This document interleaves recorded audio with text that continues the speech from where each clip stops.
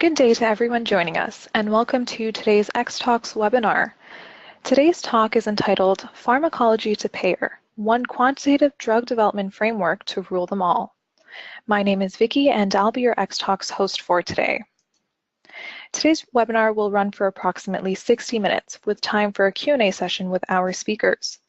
This webinar is designed to be interactive, and webinars work best when you're involved. So please feel free to submit questions and comments for our speakers throughout the presentation using the questions chat box, and we'll try to attend to your questions during the Q&A session. This chat box is located in the control panel on the right-hand side of your screen. And if you do require any assistance, please contact me at any time by sending a message using this chat panel. And at this time, all participants are in a listen-only mode. Please note that this event will be recorded and made available for future download. And at this point, I would like to thank Certara, who helped develop the content for this presentation. Certara is a leading decision support technology and consulting organization committed to optimizing drug development and improving health outcomes. Certara's solutions, which span drug discovery through patient care, use the most scientifically advanced modeling and simulation technologies and regulatory strategies to increase the probability of regulatory and commercial success. Its clients include hundreds of global biopharmaceutical companies, leading academic institutions, and key regulatory agencies. And now I would like to hand the mic over to Suzanne Minton, Manager of Scientific Communications at Certara, who will be introducing our speakers for today's event. Thanks, Vicki. Hello, everyone. We have two fantastic speakers today. Craig Rayner is currently the President of Consulting Services at Certara. He has more than 15 years of drug development experience and is also currently an adjunct associate professor in pharmaceutical science at the Monash University in Australia. Joining Craig is Dr. Carl Kirkpatrick. Carl is currently the Director of the Center for Medicines Use and Safety on the Faculty of Pharmacy and Pharmaceutical Sciences at Monash University. He has an extensive knowledge of PK/PD modeling and preclinical, clinical drug development and cardiovascular applications to optimization of drug therapy. He has an extensive publication record in diabetes, cardiovascular disease, cancer, aging and frailty, and infectious diseases. Craig and Carl, welcome to the webinar. Craig, the floor is now yours. So you may recall the central plot element of J.R.R. Tolkien's Lord of the Rings is the power of one ring forged by the evil sorcerer Sauron to be able to control all of the disaggregated and independent kingdoms of Middle-earth. And we really like parts of that analogy. We see pharmacology to the payer quantitative framework concept, which we'll discuss, without the malevolence, I guess, actually as a way to unite and connect disaggregated and independent disciplines in a way that can actually address market failures in drug development. And as a little bit of a sidebar, New Zealand is where both the splendid scenery from where the movies were produced and where the accomplished director Peter Jackson is from, and also happens to be shared, a homeland shared with my co-presenter today, and that's Carl. So before we get started, it's important to acknowledge that the program that Carl and I will discuss today will really be the two of us standing on the shoulders of an incredible team.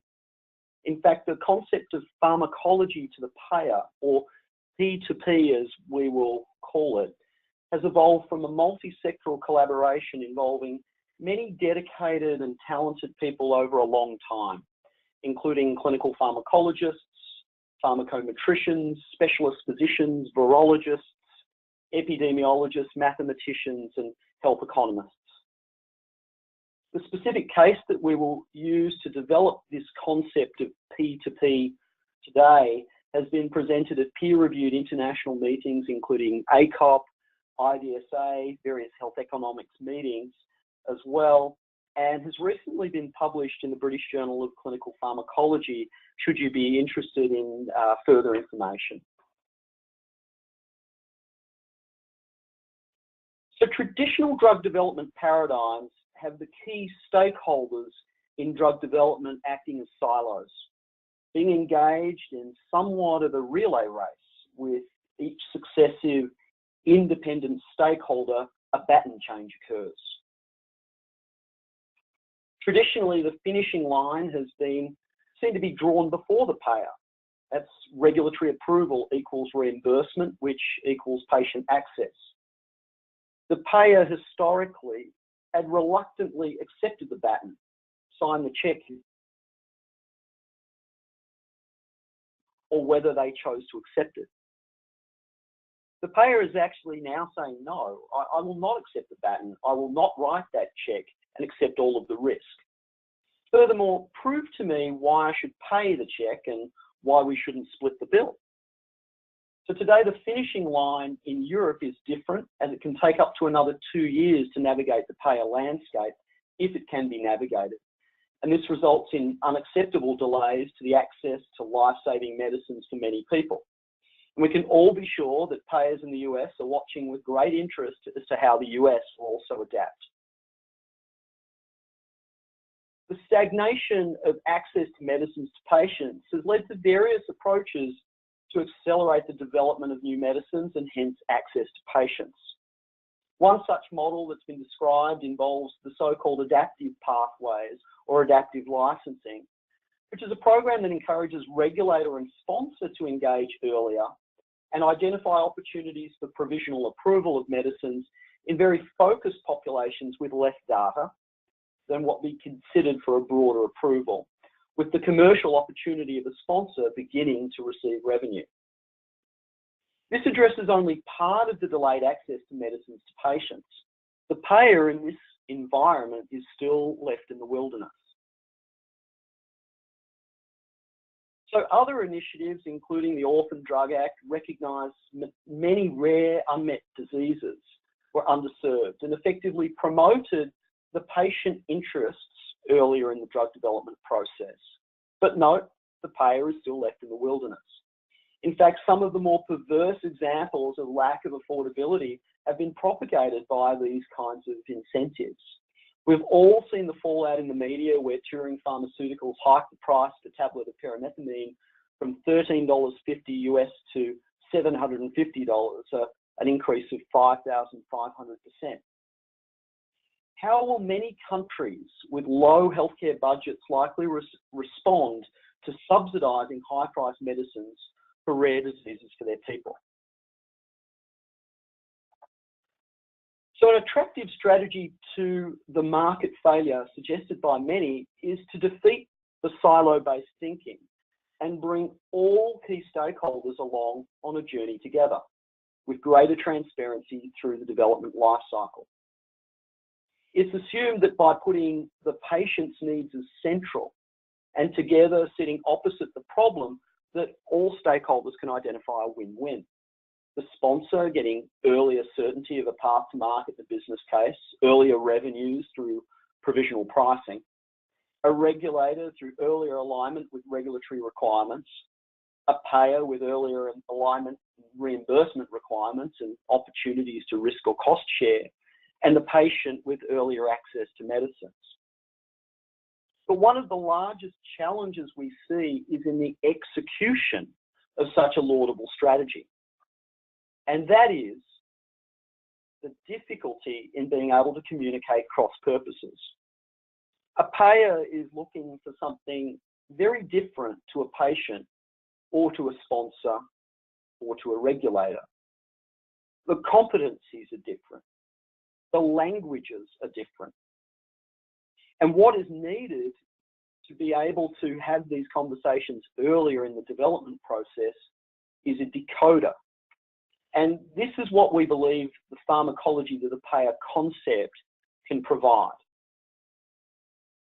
So what is P2P? We coined the concept of pharmacology to the payer, or P2P, as really a quantitative framework that not just bridges across disciplines from pharmacology, PKPD, epidemiology to health economics, but does so in a way that supports more meaningful dialogue between industry, regulators and payers. It was our starting thesis that if the independent pieces of a quantitative framework could stand the scrutiny of experts from each of the stakeholder groups, and everyone agreed with how those independent pieces could be linked, then the outputs of a quantitative platform would be considered valid to enable meaningful dialogue much earlier in the development process. So whilst today we will present a proof of concept, it's our belief that the pharmacometrics and clinical pharmacology community has an unprecedented opportunity to build upon some of the concepts that we'll be sharing today and lead impactful solutions that will help address the ensuing market failures in drug development. So we considered an excellent test case would be Oseltamivir and pandemic planning, as Oseltamivir remains a cornerstone of national stockpiles and pandemic planning remains a key pillar in healthcare policy in all countries. And importantly, optimising procurement and deployment of antivirals is tough. In fact, Australia's national stockpile of Tamiflu was opened recently due to a severe influenza season, which we've been experiencing, with much higher morbidity and mortality than in typical years. So it's this very issue that's wrestled with even on a seasonal basis by governments. Policymakers and pandemic planners are effectively weather forecasting.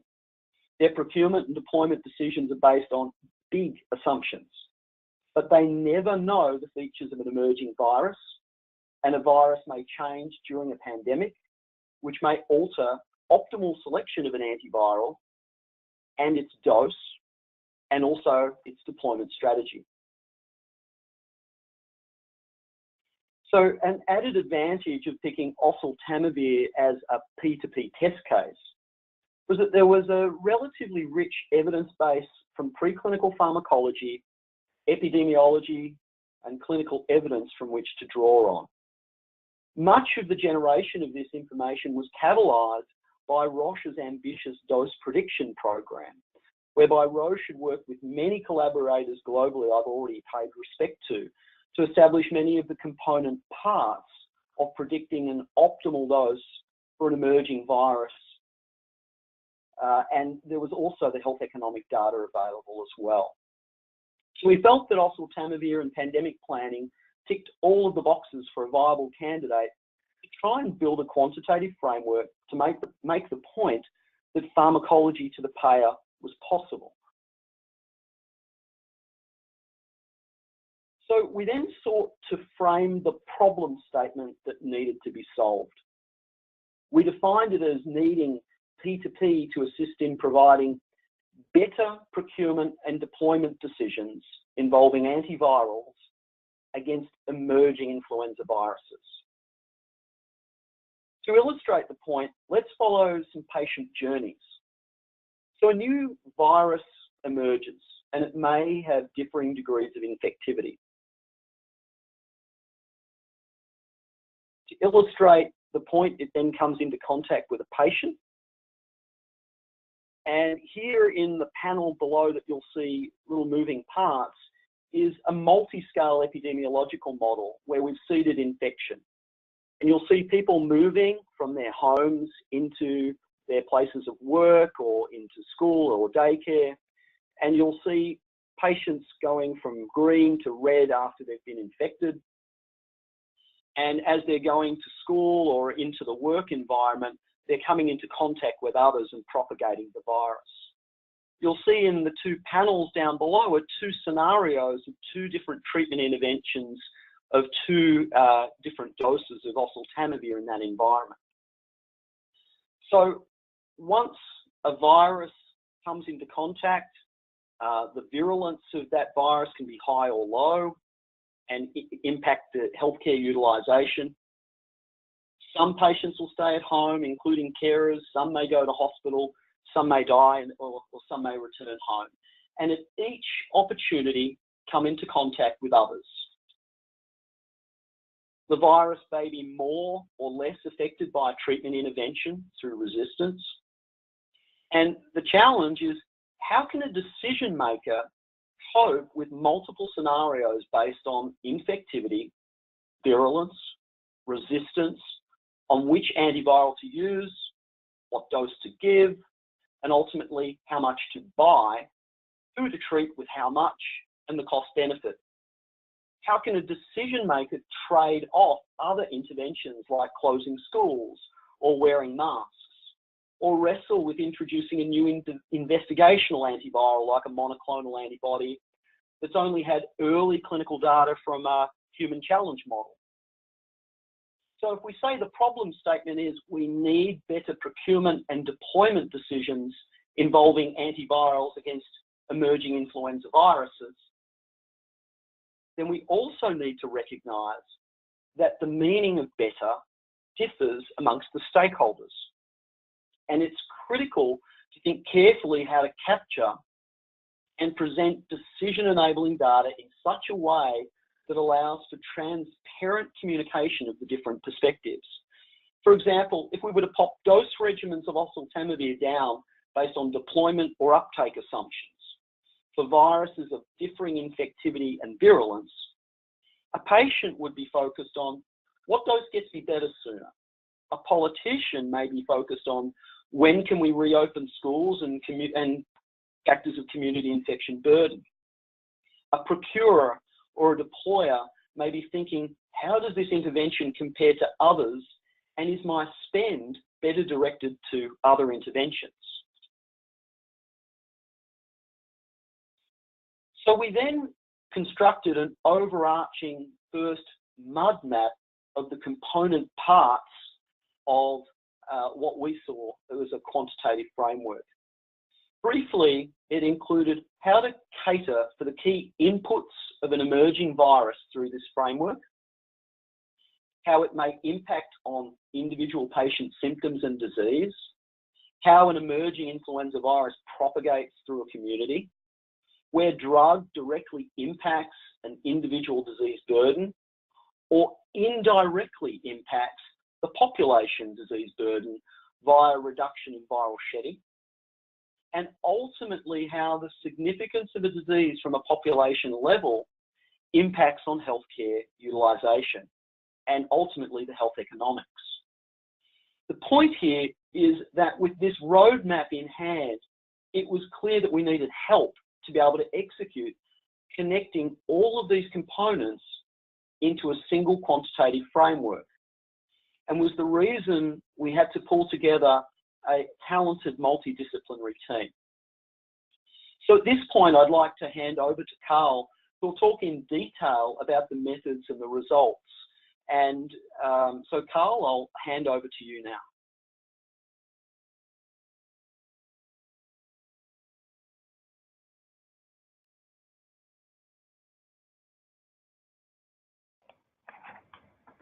Thanks, Craig.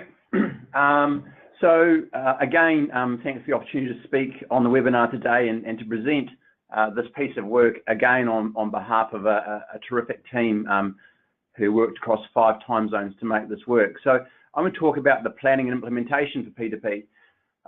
One of the first things I want to point out is that before we could even start, we spent probably 3 to 4 months just talking about taxonomy and making sure that the members of the team were using the same language, if you will, and so that if I said a word, the health economists understood what that word meant. It's the same as the people building the other models and linking things together. So the pre-work to actually develop that language that we used was a key part of moving forward. So as Craig has pointed out, we proposed this innovative approach called Pharmacology to Payer, or P2P, and it's to create this framework for this dialogue between sponsors, regulators, and payers to ensure this initial licensure. And as Craig pointed out already, is that the core structure is this sequential linking of quantitative mathematical models. So taking the early pharmacology that's known from preclinical, linking it into our as early as possible PK, linking that to PK/PD, understanding the disease progression, linking that to the epidemiology of the model to give us linking that into understanding the health utilizations of the disease progression and epidemiology, and then linking that into health economics. So a bit of a challenge there, but one that the team took on. If we think about early drug development and pharmacology, on the left there we have our early drug development and pharmacology. which then we get our early PK, which can lead to pop PK. We try and link that as in modeling and simulation and clinical pharmacology to some known disease. We try and link that to a disease covariate to then build a PKPD model, which we hope joins up with the epidemiology of the disease that we're trying to build these models for. And that's fairly standard across drug development as we are. So we go from dose, PK, PKPD, disease, covariates to actually link our novel method. Now the challenge for this is then moved to the right of epidemiology. And so we have epidemiology now on the left-hand side, and what we've got to do is to describe a disease progression model to actually help us understand, well, once we've got the disease, how does it progress? What does it look like? What's its time course? Okay. And for today's purposes, I have an infection model, which is our susceptible, exposed, infected, recovered model, which is a viral infection model. And from that, moving allows you to understand healthcare utilization, which then allows us to then link to health economics. So that's how those two parts fit together. So one of the problems here, if you look at all those steps that were in those previous two slides, each of these components are complex systems with multifaceted models. And myself as a more a PKPD infection person would say, well, my PKPD models are absolutely important, and they have to have all these little nuances and pieces of lace around them to describe every single piece of data. The same could be said for the epidemiological model. Well, I've got to have this, I've got to have that, I've got to have that, I've got to have that, and the same for health economics. Okay. And when you start getting people in the room, there's all these little nuances, and then you've got to try and work out, well, how do you actually connect this? And this was a major challenge for us. So what we did was we utilized expertise to strip down the models to their most essential state. So the question was, how do we work out what was the most critical information to allow linkage and flow from component to component? It required a lot of conversations and a lot of planning to work out, well, what actually has to go from step to step. Once we actually achieved that, we then brought in domain experts to evaluate these components. So once they'd been iterated and developed a little bit further and deemed acceptable, we were then able to join them to produce a standard single connected mathematical framework spanning this basic pharmacology right through to the payer. As Craig has introduced already, our test case for P2P was the case of antivirals for pandemic influenza. Now, today is not the day to go into this, but there is extensive controversy in the area. And Craig has already used the phrase weather forecasting with global consequences. And it is, and sitting in Melbourne, Australia, as I am today, we have had an amazing flu season, and we have used extensive stocks of Oseltamivir. All our hospitals are overflowing. Did we plan it? Probably we didn't. Have we dealt with it well? Well, we had antiviral available to treat the patients. The problem with the most sophisticated models that are there to date is that they don't consider the basic features of antiviral pharmacology. And indeed, they treat antiviral pharmacology as an on-off switch. So if you get antiviral, you have 100% efficacy. If you don't get it, you don't. Now, we all know as pharmacologists, as clinical pharmacologists, pharmacometricians, and other people involved in drug development, we know that there is variability in the population. And this is one of the reasons why these current models fall down. Of course, as Craig has pointed out, is you can actually use this to decide on new antiviral candidates. Should we be using them together? Should we be using antibodies versus Oseltamivir? Or should there be a timing sequence to optimize that? So this is a clear environment where quantitative models can actually assist with overcoming that uncertainty and helping better forecasting. So the objectives of P2P were two parts.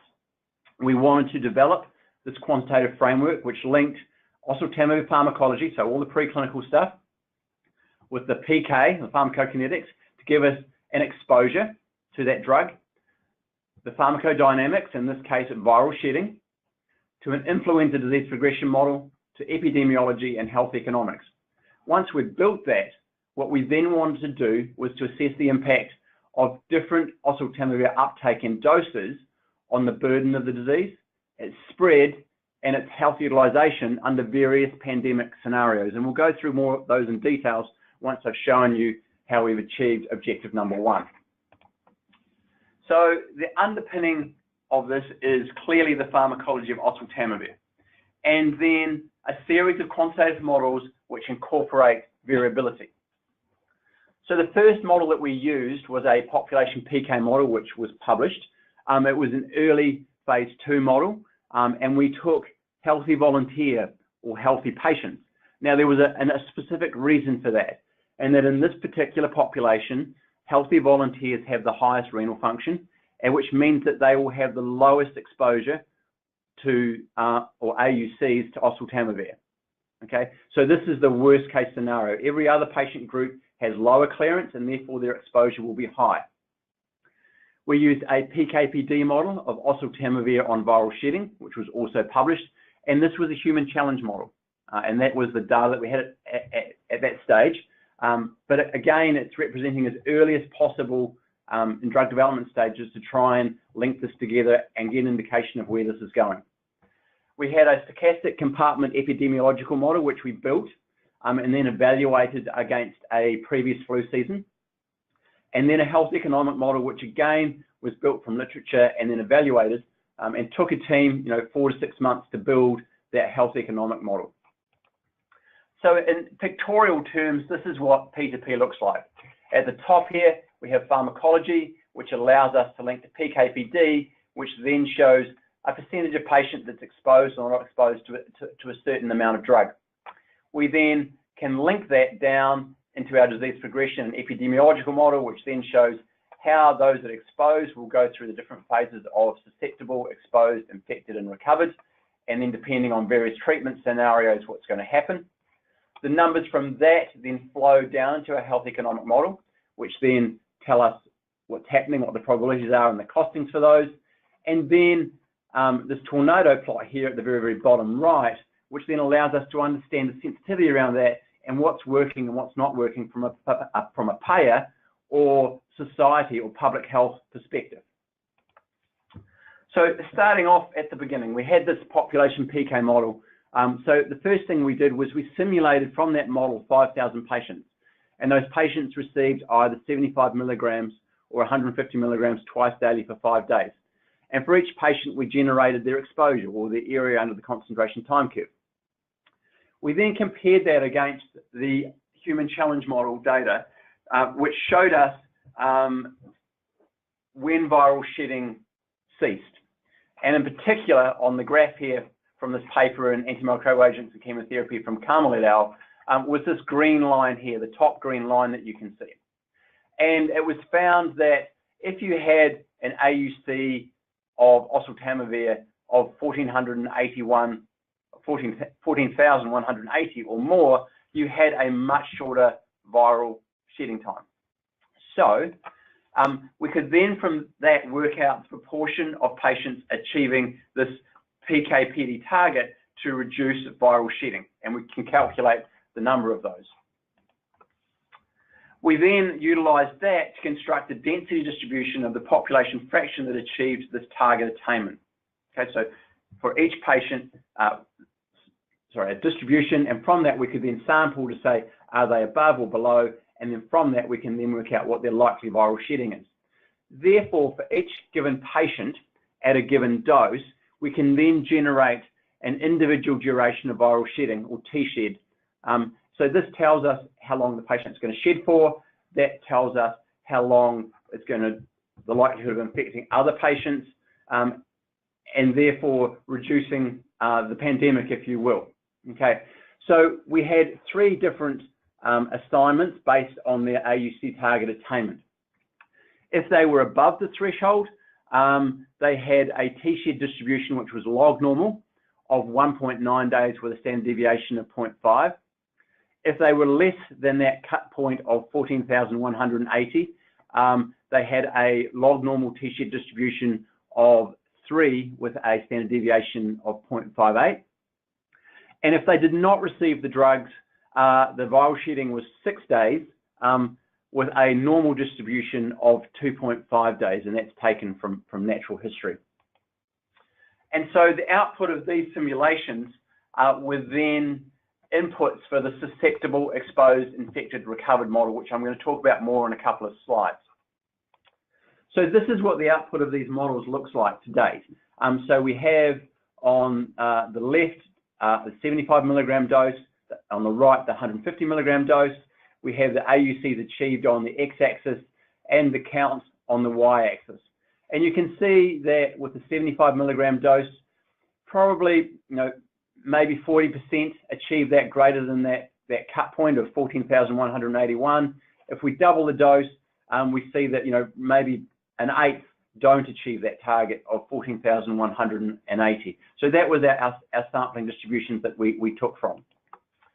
We then plugged those into the susceptible, exposed, infected, recovered influenza, or SEIR epidemiological model.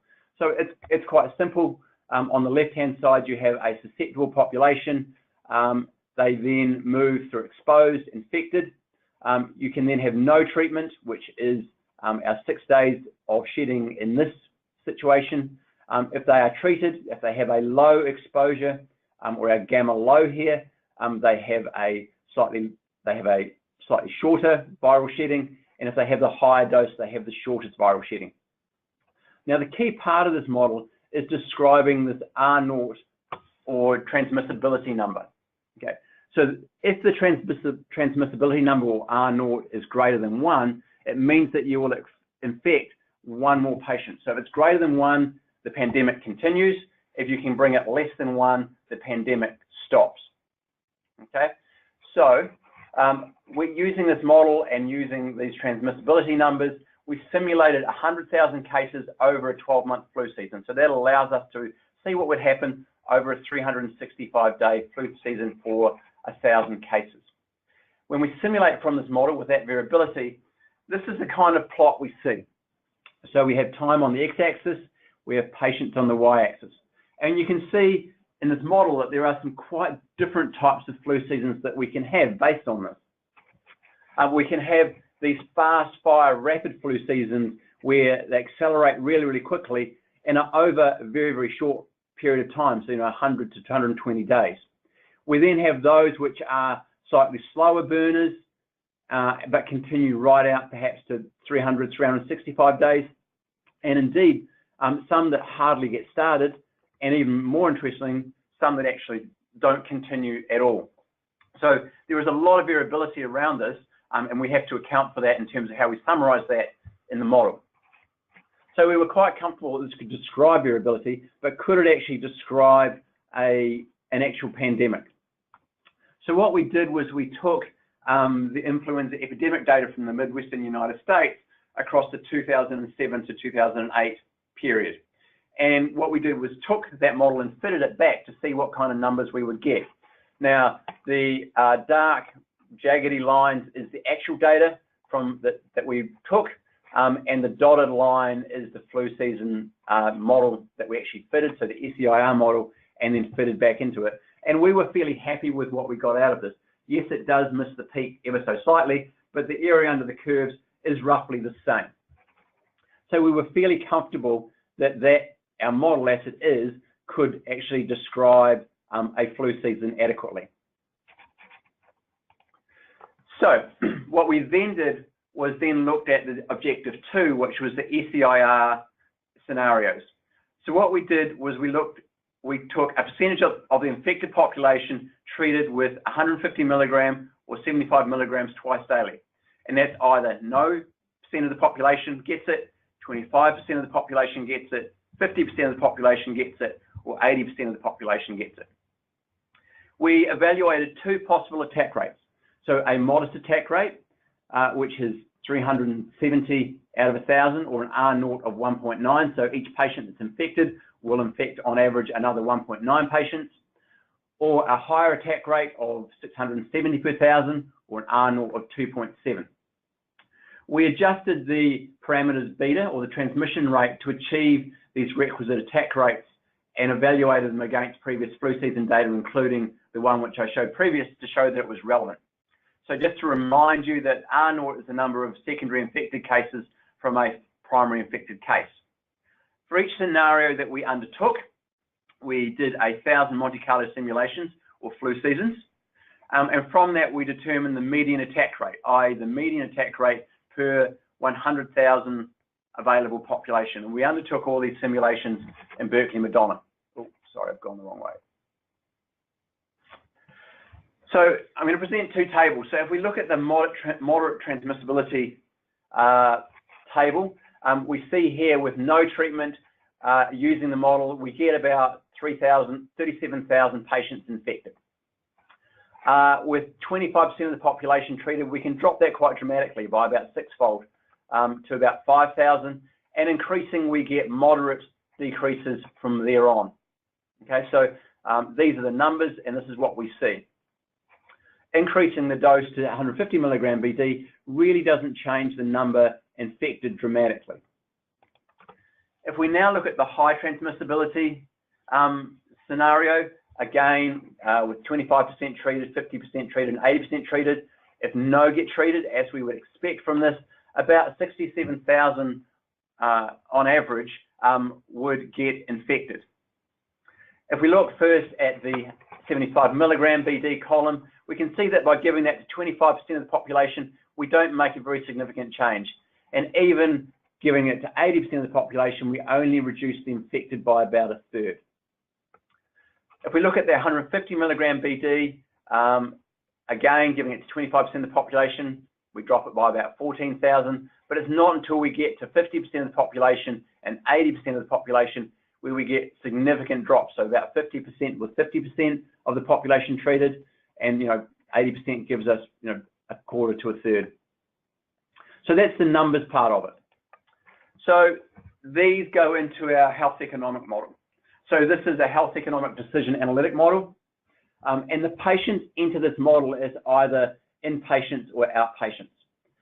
If they enter a hospital, they can enter as general medical or can end up in ICU with the appropriate disease severity, and those things could include pneumonia, sepsis, acute respiratory distress syndrome, or any other standard flu-related problem that could come out of that. We undertook a cost utility analysis. We did this in US dollars. And we also looked at it from the payer, so who's paying the bill, and also from the societal perspective. So what's the best thing for public health? We used all our data inputs were based on US data and literature, and we had to make some assumptions. Okay, so the assumptions were made on timing of the dose, so the timing that all patients started the therapy within the 24 hours. That all patients were 100% adherence if they were one of the 25, 50, or 80% that got the drug, and that the patients could not get reinfected in this particular model. Once we built the model, we then undertook one-way and multivariate probabilistic sensitivity analysis to then evaluate model robustness.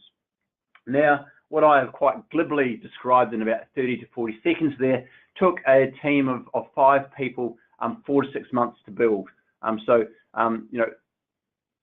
It's a lot of work to make this progress and work properly. This is the decision tree that came out of that piece of work. There was the associated probabilities. So our patients, infected patients, enter at the top here. They've got two probabilities. They can either go to a GP or in primary care, as it is in the US, where they get antiviral therapy, they get cured, and a very small percentage die. If they become inpatients through an emergency department or through GP direct admission, they then get antiviral therapy, and then they get these series of 4 steps with no complications, pneumonia, sepsis, acute respiratory distress, and all the possible probabilities that run underneath that. So that's the decision tree. This table gives the full economic output and everything that happened. Now, I'm going to put a square box on this, on the right-hand side there, looking at the low virulence and low transmissibility state. If we start at the top of this box, we can see that for 75 milligram versus no treatment, the cost per life year gained and the cost per quality here are all negative from a payer perspective. So that means we're saving money. And the same from the societal perspective. Again, if we compare that against for 150 milligram versus no treatment. Again, they are all negative for the payer perspective and for the societal perspective. Okay, when we compare 150 milligram versus 75, there's not any negative numbers, so at this point it says it's not cost effective. In comparison, if we now look at the bottom square, which I've just put on, we can see that, as expected, all are cost effective when given against placebo or no treatment. But in the high virulence, high transmissibility state, we can see that 150 milligram versus 75 is cost effective for the payer and societal perspective for all degrees of dosing, whether that's 25, 50, or 80% uptake. Okay, so that's the numbers. A better way to summarize this is this table here. And this is a table that Craig showed you earlier, but this actually puts a nice decision planner around this. So if we look at low infectivity, low virulence states, probably the best one at 25%, if you only treat 25%, is 150 milligram BD. If you're going to treat more of the population, probably 75 milligram BD for 50-80% of the population. If it's low infectivity, high virulence, again, the same dosing scenario applies. If we have a high infectivity, low virulence, or high infectivity, high virulence, based on incremental cost effectiveness ratios, the best dosing decision is 150 milligram BD. So what we've shown here is that, what we tried to do is that integrating pharmacology, PK, PD, epi, and health economics is achievable. It suggests that we can use this to optimize treatment, not only at a patient level, but also to understand indirect benefits from a societal flu burden. We clearly can see that such approaches now are incredibly useful to inform containment strategies and for the utility for evaluating potential impact of other antivirals. The model suggests at this stage, and it is a limited model, is that antiviral treatment with Oseltamivir and Pandemic 75 milligrams is cost effective in all scenarios, and that in particular, Oseltamivir 150 milligrams BD has economic value in high transmissibility pandemic scenarios, but this does require further investigation. Indeed, further refinement of the model is needed to represent reality, and the current study has generated useful insights into supporting pandemic planning moving forward. Like all models, there are limitations that need to be addressed. We have not considered other interventions, such as masks, school closures, and influenza vaccines. We did source our PK-PD associations viral shedding from a human challenge model, and perhaps using viral shedding from a patient model rather than this human inoculation model could be useful. Indeed, an agent-based epidemiological model rather than the compartmental model that we've used is also potentially more useful. So the big thing here is that this approach could be undertaken for other diseases. So any chronic disease with a known sensitive biomarker that correlates with long-term outcomes can be used. What we need to then do is replace that SEIR model with a biomarker disease progression model. And I can think of 3 or 4, 5, 6 different examples where this could easily be done and is achievable, but will take time and thought. We have moved building an agent-based epidemiological model forward. And this is what is shown on this graph here now. We've got 2 models, no treatment versus 75 milligram BD, and these simulations will run as I'm talking. These are underpinned by clinical pharmacology. It's a global simulation. So the model is seeded by a patient arriving from Asia with a seminal case of flu and infecting a patient. The movies differ by the percent of symptomatic infectious diseases, and it utilizes US census data for commuter traffic and US Department of Transportation for air travel and international air travel. This, at this stage, has no other interventions, only that the one on the right has 75 milligrams BD at 25% uptake.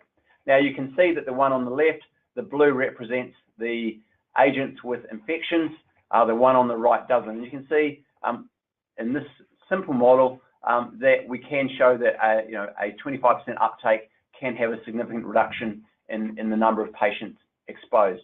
At this point now, I'm going to hand back to Craig to give conclusions and then move on to Q&A. Craig, the floor is yours.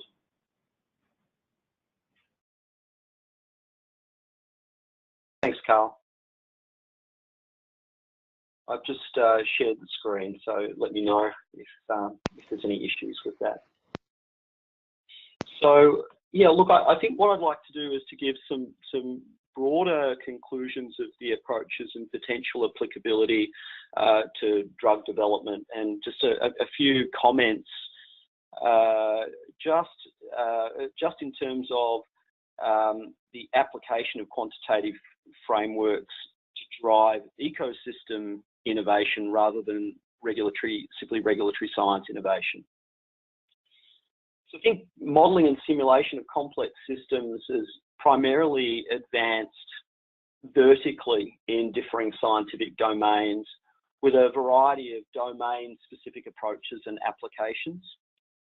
Carl spoke earlier in the presentation about one of the challenges we had to try and create this proof of concept was maintaining the discipline of actually not going deep too quickly, and was to think modularly and then focus on the adjacencies and the linkages.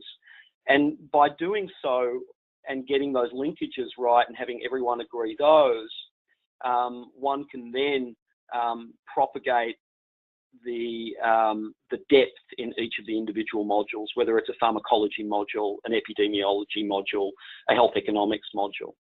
What Carl started to talk about was exactly some of the advances which we've made, and actually moving from quite a basic SEIR model into the application of agent-based approaches or multi-scale models as well, which can represent reality and can bring in all of these other interventions and look at it in a much more realistic manner. This is where we think the true innovation in these approaches will be able to help us through other disease areas.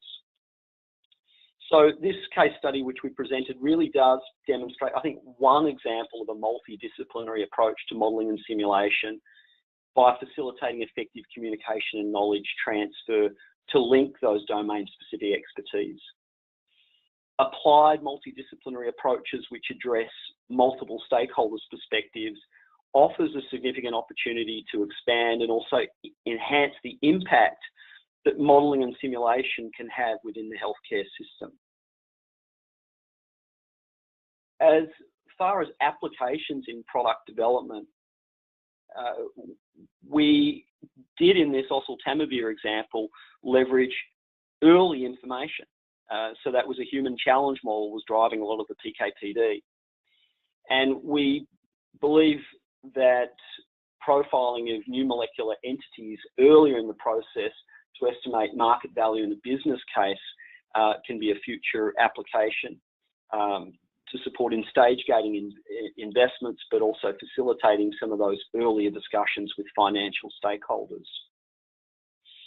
Particularly with the application of multi-scale models, you can start to build in other interventions. So not looking just at a therapeutic, but actually a healthcare solution. So how might a diagnostic be linked to a therapeutic? How may something which is neither a diagnostic or a therapeutic be linked to a healthcare solution, such as providing adherence support or nursing home aids or other ancillary I guess, offerings that can be bundled with a therapeutic or a diagnostic, and to examine those factors, and I guess in a more realistic manner in the healthcare system. So we really think that the multi-scale models have application in helping to be able to achieve that. The application of pharmacology to the payer, Carl had already alluded to, we feel has application in other patient journeys. To the right, you'll see that we have already applied this in other infectious diseases environments. For example, in onchocerciasis or river blindness, Moxidectin is being developed to help manage and eradicate onchocerciasis, and we're able to link the PK/PD variability through other disease models and start to ask questions such as what would be the investment that is required to provide a global access scheme to accelerate the removal of onchocerciasis from Africa. So some quite powerful ways of actually linking in drug development for drugs currently in development and the ask from a financial perspective with designing various intervention programs. So I think with that, I will hand over now to Suzanne, and thank you all for your time and look forward to questions. Okay, great. Thank you so much, Craig and Carl. We have a few questions from the audience. Someone would like to know, for the Oseltamivir example, there's a lot of data and it's a marketed product. How will this really work for examples of drugs earlier in development? Carl, do you want me to take a first stab? You have a first cut and I'll mop up. Right. So yeah, look, I think it's definitely true. You know, as I was sort of mentioning a little earlier, it's definitely true that influenza had a lot of health economic information and epidemiological information to help support the robustness of the assumptions and the inputs. That whilst Oseltamivir is a marketed product, Oseltamivir was a good proof of concept because we only used the inoculation study data for a PK/PD model from the program. So it was really a case of early in development. And you know, just as I started to allude to on that last slide, we've applied the concept of integrating PK/PD, variability, disease, and epi models and health economics in the case of Moxidectin for treating onchocerciasis, which is yet to be approved for human health. So, Carl, I don't know if you have any other points you want to add to. No, I think you've described it adequately, very adequately. Someone in our audience would like to know, are there plans to test the pharmacology to payer model prospectively? It's an excellent question. So I think that this is where, so there are no immediate plans to do it, but it's certainly a pipe dream, is what I would say.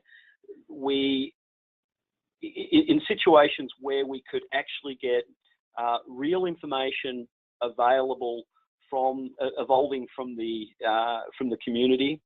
If we are to use perhaps a different example rather than influenza, let's use an example like dementia, you know, to just really sort of switch it out into a different therapeutic area, where you have a multi-scale model and you can actually capture a patient's journey. So a patient with dementia, we may be developing a new therapeutic.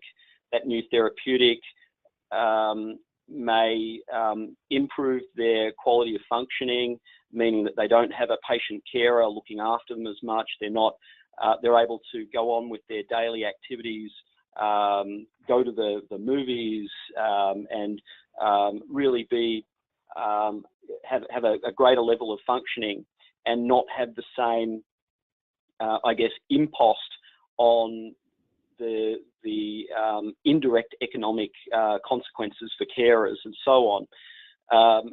In that kind of environment, there's an opportunity to test things prospectively with the advent of new technologies, with patient mobility, where they're going, iPhones, various artificial intelligence apps where people can look at cognitive function and use that kind of information to iteratively feed back into these kinds of models. So I think that there definitely is the opportunity with advancing technology to start to connect the learn and confirm process, if you will, by having more and more information feeding back into those models and then refining the ability for them to project forward. So, Carl, I don't know if you have any additional things from your perspective to add too. Yeah, I think the other thing to think about is this. We don't see this as being run once and stopped.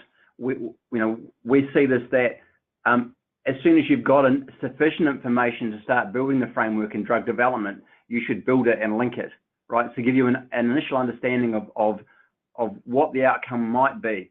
And as you start gathering more information through your various phases, you can augment that or refine the model. But it means that everyone can actually see transparently what the likely societal or payer impact might be. So this is not a model you run once and say that is the answer. As new information comes in, you can clearly refine it, which then allows clear and transparent discussions in terms of who gets the drug, how much gets the drug, and who's paying for it, and whether it has that societal or payer benefit. So I think you can look at it in two directions.